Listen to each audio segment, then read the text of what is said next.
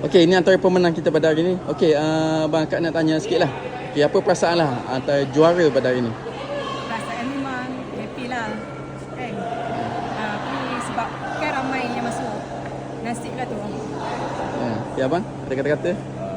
Bagi saya seronok lah bila dapat champion ni kan. Bergandingan dengan partner yang mantap lah kali ni. Okey bang, soalan kedua bang. Jika kita akan buat lagi lah penganjur, akan Ahmad join tak? Kita tentu akan join. Betul, insyaAllah kalau menganjur invite kita orang. Betul. Kita orang ni lah. Berhalu-halu ni lah. Kan? Okey, insyaAllah.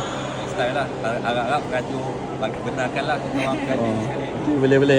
Okey bang, last soalan. Okey. Apa kata-kata semangat sikit lah untuk sahabat kita di luar yang mungkin baru nak start main badminton ke, sebenarnya abang seorang berpengalaman lah dengan kakak. Okey. Kata-kata semangat lah. Sukan badminton ni sekarang ni ramai lah.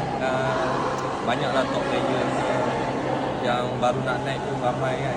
Jadi yang mana yang baru naik tu teruskan usaha kan.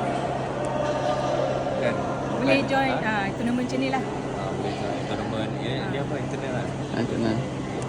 Okey bang, itu saja. Terima kasih, jumpa lagi next time insya-Allah. Okey, thank you. Terima kasih. Okey, right, bye.